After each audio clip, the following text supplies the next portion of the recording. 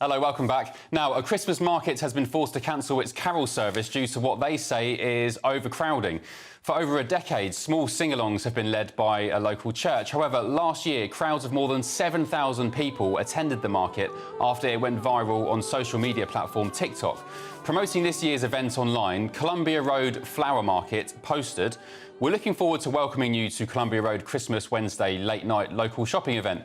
Without the crowds, though, no carols or other entertainment. Let's celebrate the local Christmas shopping plus food and drink in a calm, festive environment." Well, at least they used the word Christmas, because this week our team visited the centrepiece of London's Christmas festivities, Oxford Street and Regent Street. They found it very, very difficult to find the word. Here's what they found.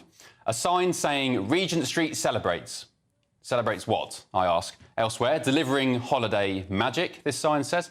Happy everything and merry always. Whatever that means. Happy holidays. And this one, holiday wonder lights. Not Christmas lights, wonder lights. Give knowingly, and then comfort and joy, and so on and so on. So I'm asking, is the Christianity in Christmas slowly being erased, or is it right to try and create a more inclusive environment to allow those who believe in other religions to celebrate? To discuss this, I'm joined now by Catholic media commentator Caroline Farrow. Good evening, Caroline. Thank you for joining me. Is Christmas being airbrushed? I think so. I think this is a symptom of our post-Christian society. I mean, it's crazy, isn't it? Happy holidays. As you said, we know what holidays it is. It's Christmas.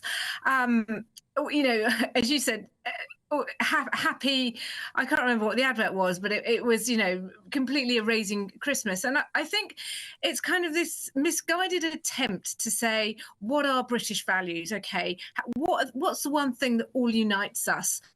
Let's stay clear of religion. But actually, you know, as this Christmas market where they're cancelling the carols show, is that Christmas is cohesive. Christmas brings us all together.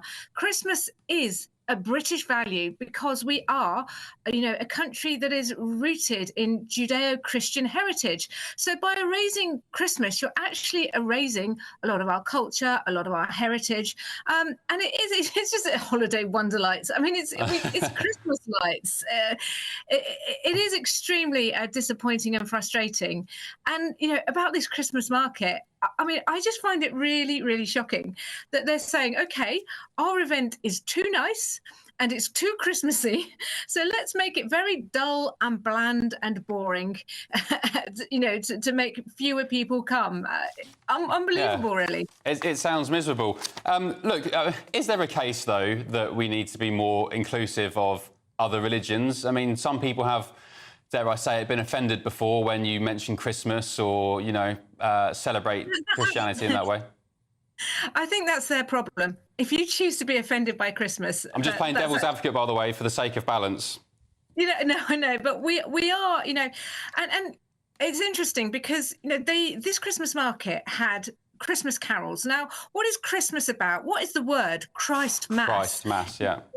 It's the Mass of Christ. We're celebrating, or Christians are celebrating the birth of the Son of God, who then, you know, we bring back to life again on the altar. Certainly that's what Christians and Catholics believe, and that's where the word is from. And what are Christmas carols about? They're about joy, they're about celebration, and to have a Christmas market and strip it of joy, of singing, and the fact that 7,000 people came to sing. Now, you're not going to tell me that every single one of those 7,000 people who turned up were devout Christians, but they liked the idea of, yeah, Christmas carols, we can have a sing-along. We, you know, this is great. This fosters a time where we're talking about fractured communities and no cohesiveness. This is a sense of, you know, a community coming together to celebrate a shared common festival. And if there are problems with overcrowding, then that's something for the organisers to work with the police and to try and, you know, perhaps put barriers in place and say we can only have set amount of people. But actually to say, oh, it's too busy, it's too frightening, too many people might be enjoying themselves and celebrating. I mean, look at them. This is really lovely. It's benign. It warms the cockles of the heart. And in fact, I think it shows how Christmas is being relegated to just another consumer festival. And I always find it so depressing. I have this rant every year now. Yeah, no, I'm with you. Every year, I mean, as I've got older, I really appreciate presents less and less. I just enjoy being with people and family and going to the fridge and seeing that it's full and, you know, watching films on television and indeed remembering what Christmas is about. Of course, Jesus Christ and Christianity. And as well, think about Advent calendars, right? So what is Advent about? Advent is about waiting. Chocolate. It's that period, well, it's this period of waiting, anticipating. And what we have now is Advent has become yet another consumer fest. So you can buy these Advent calendars where you give yourself a gift on day one. And it's obviously quite a nice gift if it's a very expensive beauty calendar.